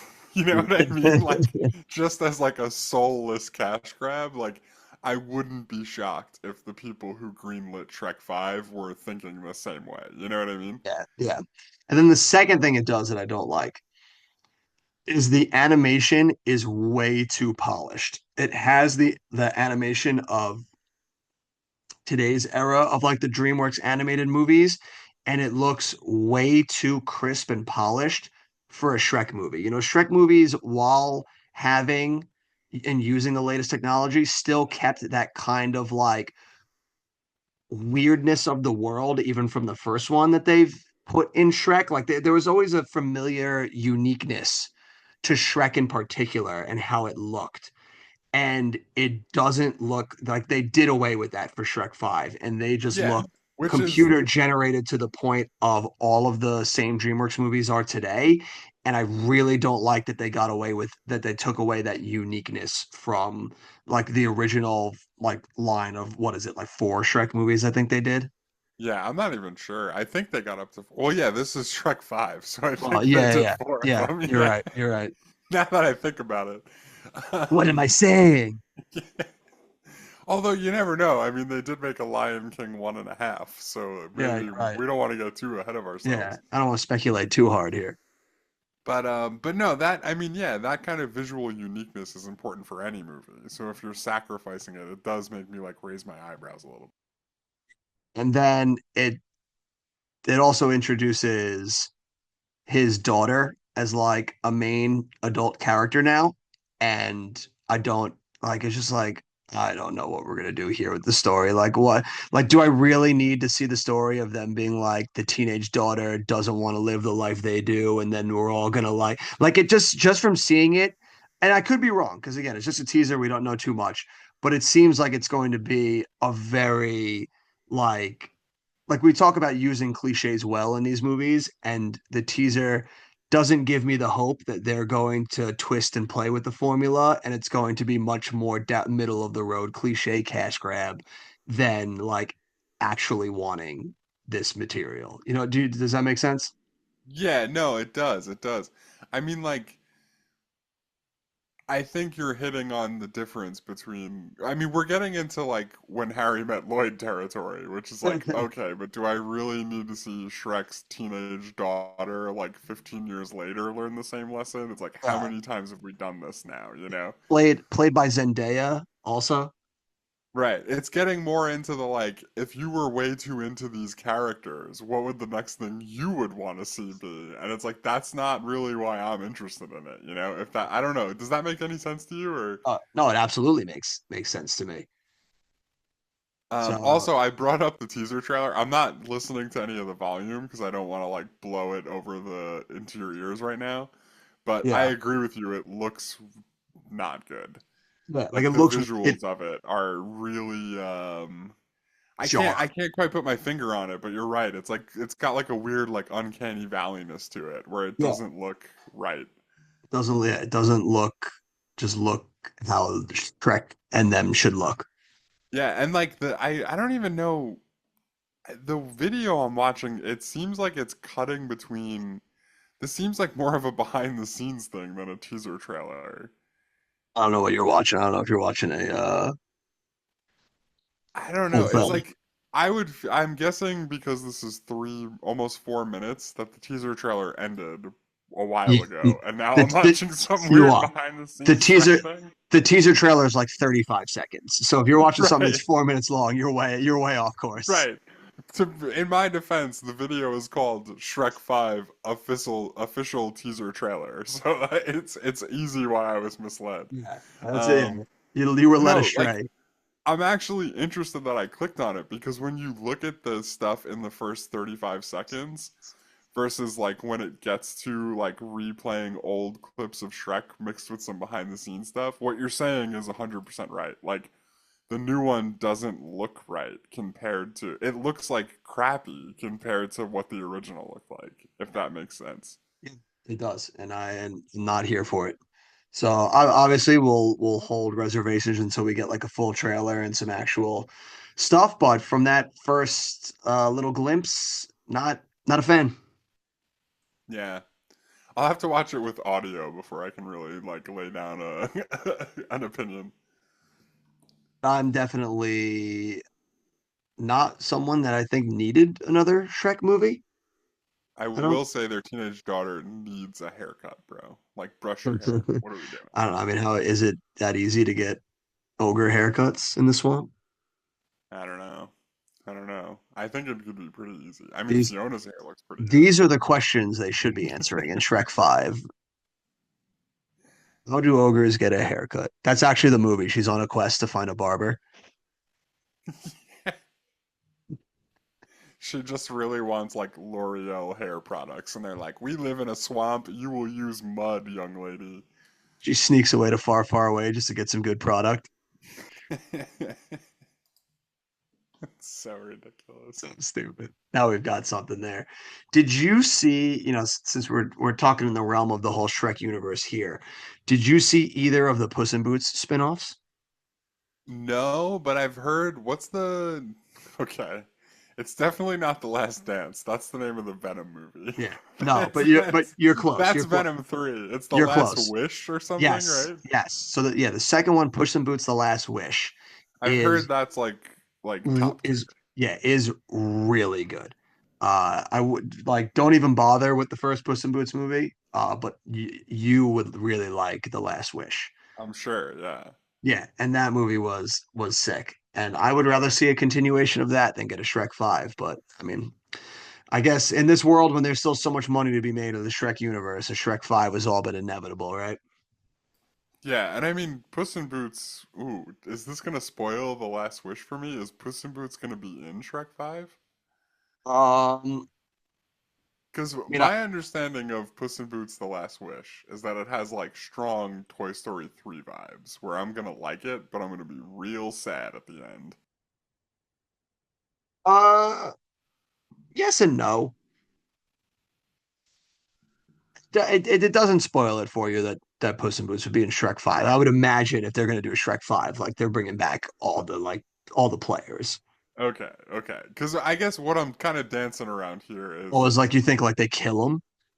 not kill him. I mean, yeah, like that he dies at some point in the last. I mean, it's called The Last Wish, and the only thing I think I know about it is that it's about like, isn't he on like his ninth life or something like that? Like a very Yeah. like cat kind of storyline. Yeah. So the movie is that he's on his last wish to like regain his 9 lives. Like there's like a star that like he could hunt down so that he could regain his 9 lives because now that he's on his last life, he's like really fearful to go out on adventure because Yeah, like dude, yeah, talk about a kids movie that's about adults. Talk yeah, about coming to grips with your own mortality when you hit like, I don't know, like 50. yeah. I will say the villain in the animation style for for that movie specifically is phenomenal. And the villain in particular is like legit terrifying at times. Oh, Yeah, like it was just a fantastically well done movie. And if they can harness even an ounce of that movie to Shrek 5, then we're in good hands. And honestly, I haven't seen anything about the people working behind Shrek 5, so I don't even know if it's the like returning director from 2 or whatever, or if it's the people from Puss in Boots: The Last Wish. So that yeah, would also help point us in the right direction on whether I would put some more trust in that movie existing or not. yeah. What I had heard was that they were making a sequel to The Prince of Egypt, where it's like when Moses goes through the All desert for right, here like we go. 50 years with Here all we go. the Israelites, and everybody who messed up on the sequel to The Prince of Egypt got sent over to Shrek 5. They were like, get out of here. You're working for Shrek now. Yeah, you're getting Shreked, bro. We're bringing it back. What a way to Yeah, come full circle. yeah. That's, I had to drop that one in there. Yeah, I bet you did. Now, with a movie like this, Jim, I'm assuming it had to get some actual good awards love, right? Yeah. I mean, let's go take a look. I'm guessing it did too. Yeah, that seems reasonable. I don't know. I'm kind of thinking about like not diving as deep into the awards. I think you are on the same page as me. We haven't really talked about it. Yeah, no, I would imagine. just doing some highlights, not every single nomination and award for certain things. Maybe more of an overview with some slight deep dive on an interesting one. That's Because yeah, fair. we So I did get to think a point where we were like real thick in the weeds. what you're telling me is you don't want to talk about Cameron Diaz's Best International Actress nomination in the Irish Film and Television Awards. Is she even Irish? No, but that's why she's nominated for Best International Actress. Oh my God. All right, hold on. I think we're gonna come to a compromise here Okay. because like stuff like that we need to talk about, right? Like it needs to come up. If It needs to Cameron be said. Diaz is nominated for the Best International Actress at the Irish Film and Television Awards, I am definitely gonna say that because that's hilarious, right? You That's agree? just yeah, no, that one's like absolutely absurd. Like it's like the funniest thing I've ever heard. You think they flew her out to Right. Ireland for it? Right. So I think the compromise we're going to come to is going forward, I am going to look through the awards before we talk about it on the show. And Man, I am going to what a see, concept. right, I'm going to see if there's anything hilarious like Cameron Diaz being nominated for Best International Actress. Which is like, what a category. I mean, it's got to be dominated by like American movies, right? We're going to take this You to would the hope bank. so. We'll do some research if this comes up again. We will look into it and we will let you know if it's a thing that is common to be dominated by American actors and actresses. Um, but for this movie, I think we're just going to talk about um, a few of the real heavy hitting nominations. We're not going to get into the Annie Awards. No, we don't need any of that. We're not going to get into the Italian National Syndicate of Film Journalists. We're not going to talk about those. Like what? Yeah. It's Well, now maybe, famously, the first Shrek wins the first Academy Award for Best Animated Feature. It was Shrek 2 able to repeat? yeah, so all right, big awards then. It's nominated for 2 Academy Awards. Okay. 0 Academy Award wins. Ooh. It's nominated for Best Achievement in Music written for motion pictures. Best Original Song, I think is what they call this these days. Song. The song Accidentally in Love. Isn't that a fucking Counting Crow song? Like what Yeah, did they write that for the movie? it's not. When I hear original song, I assume like when you say music written for motion pictures, I don't think of that's Counting Crows song I heard on the radio. You know what I mean? Like that's definitely not what Like comes to mind. you're telling me they hired Counting Crows to write that song? No, I mean, maybe. I was thinking that they would like record a new version of it. You know what I mean? I don't know, dude. It sounds like they were Written like for Counting motion Crows. We like what you're pictures. doing. We need a jam here. This is Smash why, Mouth is busy in France. We need you. right, right. This is why I need to do some research for this part specifically because I could tell you if this was written for if we had thought or if I had thought or talked about this or looked into this at all before we did this. That's Actually, my the bad. that's actually the plot of Shrek 5. Shrek's daughter hunts down the Counting Crows to write a song for her. Whoa, so meta. Like, I you're need my telling own me Shrek 5 is song. gonna have time travel? I'm in. Oh, she's got to get them back together in today's. They need a reunion tour. Yeah. Yeah, I mean, why not, right? Who knows? It's also going to be nominated for best. It's going to be nominated for best animated. Wow, a big. What comes out in '04 that it would lose to? Oh, never. Come on. I'm guessing The Incredibles beats it. Yeah, so there's 3 movies nominated: Shrek 2, Shark Tale, and then the eventual winner, The Incredibles. Yeah, Why even bother with Shark Tale when you've got Shrek 2 and The Incredibles going neck and neck? Like, because that's just the way the Oscars works, Ben. They say they're going to nominate 3 movies. They got to pick 3. They got to come up with the third we one. got to nominate Like, three. They're like, what do you think on that third one? Like Shark Tale? Like, fucking whatever, bro. Sure. Yeah, right, right. So yeah, two Oscar noms, no wins. It gets beat out by The Incredibles, which I agree is a superior movie. Yeah, that's a tough loss, but I mean that's a big movie you're going up against. Like that's huge. It's an understandable loss, in my opinion. Yeah, it's a fair Uh, loss. this I'm gonna talk about these because this is actually as big as the Oscars, I think. Like the BAFTA awards, like they're basically Oh, just okay. like the British Oscars. I honestly really thought you were teeing up the MTV Movie Awards again. I was gonna be like, you No, son of a no. bitch. I mean, we maybe we'll talk in private about the MTV Movie and the Teen Choice Awards because I love them so much, but maybe that's just a me thing. I don't know. Maybe we don't need to talk about them. Um, BAFTA awards though are I think worthy of talking about. Like, man, high praise in Britain, high praise in Ireland. Where is this movie not hitting the road? Now, I don't know. All right. Now that I've talked about the BAFTA awards being worth talking about, it's going to be nominated for two things. One of them I think is really like actually worth talking about. It's going to be nominated for Best Feature Film. Sure. Yeah, because they don't specify between animated and live action. I think for them it's just like you're either the best film or you're not. Right.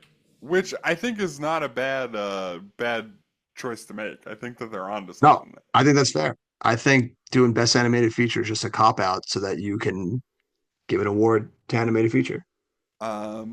This is a thing I think we run into that is a problem with doing awards, where the winner of this is a movie that we will be doing in the future. Sure. Okay. So for now, I will just say the three nominees that do not win. Shrek 2 is nominated, Finding Nemo is nominated, and The Lord of the Rings Return of the King is nominated. I do think it's I'll interesting that two out of those three movies are animated and that those are the three best feature film nominees. very interesting. Also, why are all the other movies from 2003, but Shrek 2 is from 2004? That is a good question. Where's I don't know, but that what's stuff's the always cutoff, weird. BAFTA? Like there's like a who knows how they decide the cutoff, you know? British people are like, our year is from July to July. Yeah, fair. And then without getting into the weeds, Shrek does win two Teen Choice Awards. Choice Movie Animated Computer Generated and Choice Movie Comedy are the two wins. Solid wins right there. And I think that's really all that's worth talking about. They have other wins, but I'm not going to look through these to figure out what they were because nothing else really stood out to me. No need to go down into the weeds on that stuff. Just unnecessary. Just triple checking. You don't want to talk about the Phoenix Film Critics Society Awards. And no, Jesus. I think we can let them sit out a week. All right. All right. I see there's some real counting crows bias in this. I don't need to count crows. I know it's a murder. You definitely don't want to revisit the Golden Schmoes Awards Yeah, then. no, those fuckers can get Definitely bent. not. Okay.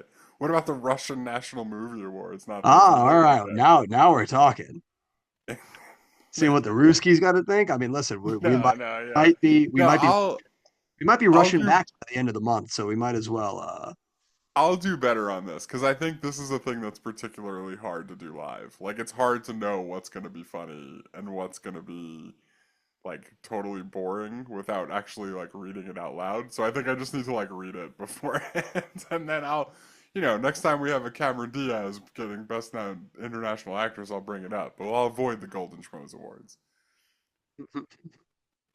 Fuck you, Golden Schmoes. Exactly, exactly. Is there anyone you want to deep dive into? Nah, I think we've spent enough time on it. A Yeah, lot of like anybody worth talking about is somebody we're gonna see like somewhere else and like yeah. is These like are they all like we're not like I think I kind of want to avoid people that like I'm not breaking any news to you when I talk about them, you know? When I'm true. like Cameron Diaz was in Charlie's Angels. What do you think of that? You It's like, don't say. like Yeah, we'll come around to all these people again. We'll see them all in we'll Shrek the pick and Third. choose. We'll pick and choose. We'll be choosy. Yeah, we'll find our way there. For right now, we're going to be a little selective and we're not going to give it to you. We're simply going to turn our attention to our star ratings. I'm Roger Ebert. Been a scene from the best film of the decade. This is a great film. Would you like to take a guess at what Raj thought of this film? Do you think he thought it was a great film? I think he's gonna say it was pretty good. Yeah, I'm almost gonna border on him potentially giving it 4 out of 4. Ooh, just below that, he gives it a 3 out of 4, Okay. saying it is bright, lively, and entertaining. Oh. He's keeping it short and sweet right there. Gosh, as always, Raj says in like 3 words what we say in like 2 hours. Like, Well, listen, Raj, it's, I like to wax a little bit more poetic because I like the sound of my voice. yeah, we know his name for a reason, ladies and gentlemen. He was pretty good at this. Pretty, pretty, pretty good. All right, Jim, let's uh, hear it. Final rating for Shrek 2. yeah, I mean he's onto something. I don't know if, I mean, I think based on us being at a 5, I think I'm giving this like a teeny bit higher score, but I would give it like a 4 out of 5. Yeah. Four out of It's five? Yeah, getting it, and it's not quite the Dr. Dolittle award. It's like a legit like 4 out of 5. no, I would agree with that. I'd also give it a 4 out of 5. This movie is just a lot of fun. It is all the jokes still hold up. It is laugh out loud funny, and that whole Knights segment alone is well worth a 4 star rating right there. Exactly. Those Uh, last 4 to 35 minutes are tremendous, all of yeah, it.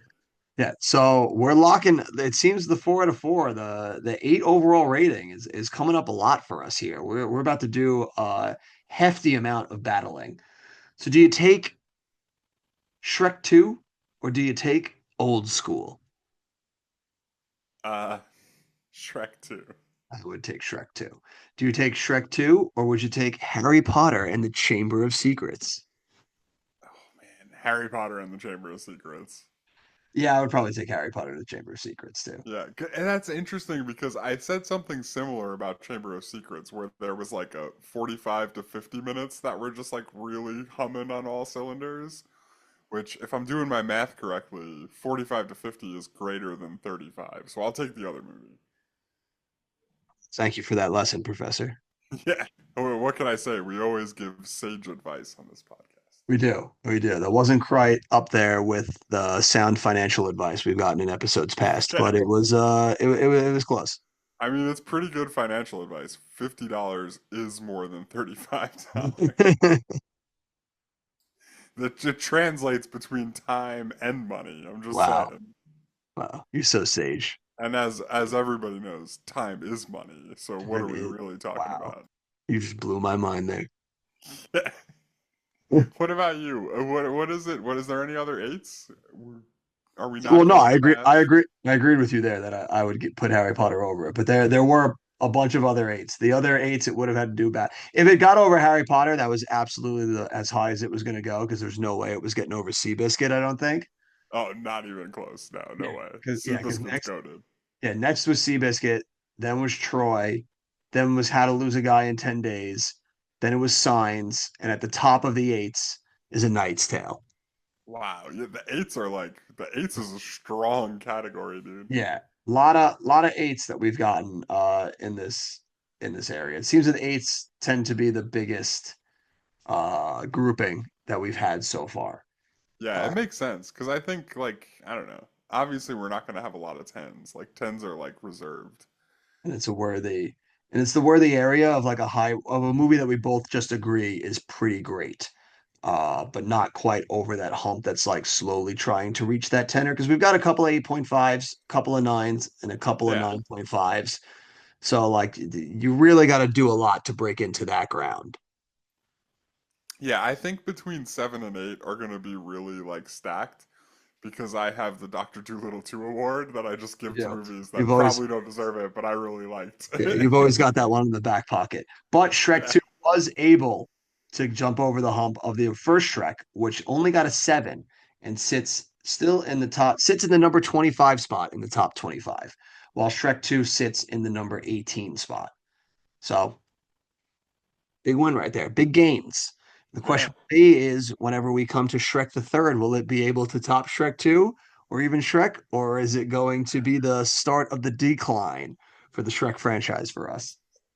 There's sometimes when I really love doing this with you, and then there's other times where you're like, eventually you're gonna have to watch Shrek the Third. And I'm like, do I really want to do this? Like, when is that? Can I cut out of this before that happens? Like, Oh, you may not, Jim. no, no, of course not, of course not. I'm just kidding. I would never. Shrek, Uh, but you got but I time. really want to. Like, there's part of me that's like, but it's Shrek the Third, dude. Are you So sure you would never? Like, you have time to mentally prepare yourself. Shrek the Third is a ways away. You can rest easy knowing that you won't have to come to it anytime soon. yeah, fingers Uh, crossed. yes. Now, even though you guessed it, the day after tomorrow is not our next movie, Jim. Somebody is arising from the grave to force us to watch a very hallowed movie here because we're up to our number 70 movie here, Jim. Yeah, not only to force us to watch a movie, but he rose from the grave to force me to spend many Sundays in a like stuffy room listening to some old dude call me buddy. Like, Into a lot of his grand tales. yeah.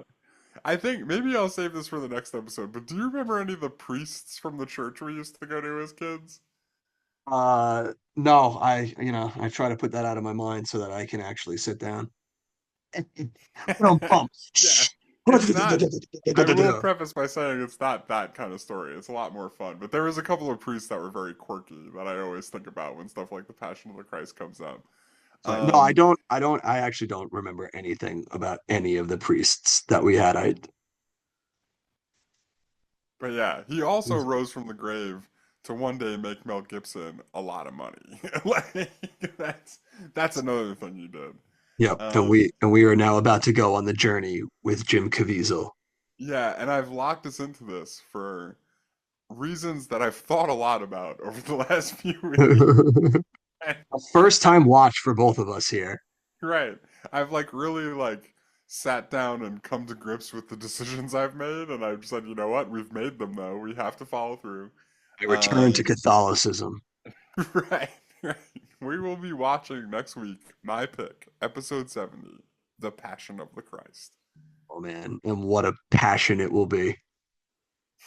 Yeah, that's for sure. I have a strong feeling that I am going to have enjoyed it more in stained glass window form. Like, that's, I think that's where we're going to land, but we'll see, I suppose, because we are watching it and it's happening next week. We're doing it. I'm ready. I'm so it's one of those movies that I have always wanted to watch, simply because of the hoopla that surrounded the movie when it came out and the fact that it made so much money, but I just never could bring myself to sit down and watch The Passion of the Christ. Wow, and as we're talking about it, I'm realizing this is the first movie we've done that neither of us have seen. Yeah. Yeah, neither of us have ever seen this. This is a big first time watch. Yeah, I've always been self-conscious about what like I said, I've always wanted to watch this movie, but like I've never really had the opportunity. But that's really a lie. I have had the opportunity. Just every time I've always thought about watching it, I've always had in the back of my head, but what if somebody walks in on me watching it? What would I say? Wow, that's. Well, I mean, what would you have to say? I guess I don't know. What I'm. Wow, maybe we'll talk about it next week. Well, let's Yeah, do we'll this we'll really break as that part one of our down. episode next week because I have a feeling, another strong feeling, that we're gonna have to really like stretch here. Like, I don't know that we're gonna have a lot of like funny things to say or interesting quips to make. So maybe rather than talk about torture porn for 2 hours, like we come up with some fun games we can play. Have Like, a what therapy would you session. say? Tell me next week, what would you say if somebody walked in on you watching The Passion of the Christ? Yeah. I attribute it to like someone walking in on me masturbating. Like it wasn't me. It was just on. Yeah, I just stumbled into The Passion of the Christ. So I That turned the damn TV on and I autoplay. turned the TV on and that's what was playing. Oh It man. wasn't me, it was the illegal cable box. None of these are believable. It's not. Yeah. I don't know. I never thought of it as something that bad though. Like, if somebody walked in on me, I would just be like, "What do you hate, God? What's up, bro? Like, what? You think it's bad I'm watching this? This is about God, bro. This is Take important. the much more aggressive approach. You got to turn it on him. That's the thing." But you didn't live in the frat house like I did. I would be made fun of relentlessly in my home if either Big Rob Yeah, or Zach walked in and I was watching the Passion of the Christ by myself. that's fair. That's fair. Yeah. You have to live with the stigma, Jim. But no, I don't know. I'm not necessarily excited, but I am intrigued about what we're Yes. gonna do on the next episode of the Um, show. I'm also very intrigued. That one's going to be a very interesting one. So make sure you tune back in with us next week when we return to our roots with the Passion of the Christ. What have you been jamming on? What's the last thing you watched? Um, I'm trying to think movie wise. Oh, actually, it came up in the episode. I watched Venom 3: The Last Dance. You poor bastard. Yeah, it came out on Netflix like pretty recently, I think. Yeah, yeah, yeah. It's And a movie. I mean, it was worth it, I suppose. It was a pretty good way to spend like a couple hours. It wasn't the worst thing I've ever watched. No, but it's quite close to it. I mean, it definitely had its moments where I was like, "What on earth?" like, like when when Venom is in that like Miss Chen, which this is by the way, this is the only Venom movie I've seen, so I have no idea who that lady is or what her Oh relationship to my them God, is. that's amazing. It Um, makes it and so much they're better that just you like haven't seen the other two.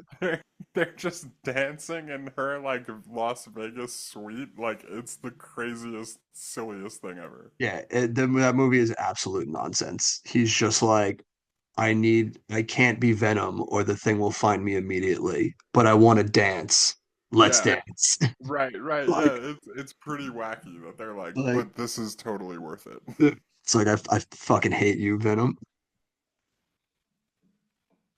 What about Yeah, you? Have you been that's watching anything better than Venom 3: The Last Day? oh, you're goddamn right. I did. So I just returned. Talk about a softball. Yeah, yeah, I just returned from a vacation. So on the flight, I always like to watch some comfort food on the flight, to help pass the time. And so on the way home, I Of course. watched the absolute classic that is Crazy Stupid Love. Yeah, that movie's tremendous. Yeah, and like is quite possibly the best rom-com ever put to film. Just Yeah, I mean, goes down Ryan so easy. Gosling chews up every bit of screen that he takes up in that movie. He's so good in that movie. Yeah, he's so great in that movie. Be better than the Gap, Cal. Be better than the Gap. Like just a Although, you bring up Crazy Stupid Love, and I almost asked you, like, I almost said actually that it's like Love Actually, but without like all the like weird like hang-ups when you look back on it in 2025. okay. But what was up with that underage girl sending like what do Yeah. you is that worse than the guy who like is like kissing Keira Knightley after she gets married to his best friend? Like where is that on the list? So I don't think it's worse, only because she never actually delivers it to him. She takes them and hides them in Oh. her drawer, and then her parents just find it. Still not great, but she never delivered it to him, and we never had to see that weirdness of him actually getting those and then seeing how he's going to respond to that. That's it. I am not going to agree with you necessarily, but I do think you make an interesting point. Because Like, it's like people are attracted to older people, and when you're a kid, you do dumb shit all the time. right, right. It's kind of like, have you ever seen the movie Rushmore? Yes. Like, there's a lot of weird stuff in that movie that I think you can explain away with, like, but the kid is like 15. Like, so of course he's like doing weird shit. Like, that's kind of the whole point. Like, so I get where you're coming from. Yeah. Honestly, the bigger offender in that is the son who doesn't know boundaries. And even after the babysitter tells him to stop, you're making me uncomfortable, he keeps fucking making her uncomfortable. Yeah, I mean, yeah, it's definitely got some weird stuff, but I think what you're convincing me of as we talk about this is that it actually like approaches it in a way that's not necessarily as weird as the stuff seems at face value. Does that make sense? Absolutely, that does make Like sense to it's me. getting down to the human part of that weird stuff, where you're kind of like seeing like, oh, well, people make mistakes and love kind of makes you crazy. Which, when we love talk is about rom-coms, that's literally what all of them do. that is the point of them. Love is crazy and love is messy. So people are gonna do some weird shit. Right. And they handle it better than, I don't know, Ashton Kutcher like driving a car into his ex-girlfriend's gate. Like, you know what I mean? Yeah. Like they handle it better than that. So Matthew McConaughey driving his motorcycle on a bridge, stopping traffic. right, right, exactly. Like chasing down his ex-girlfriend's taxi and like forcing them to pull over on a bridge, all sending a lot of red flags, like A scary, violent red flags. lot of craziness, but that's why we love those rom coms, baby. But yeah, that's what I was jamming on. So make sure you go check out all these great movies that we've been talking about. Always classics to watch. And make sure you join back with us tomorrow when we join the Father, the Son, and the Holy Trinity as we watch The Passion of the Christ. And as always, we'll see you at the movies.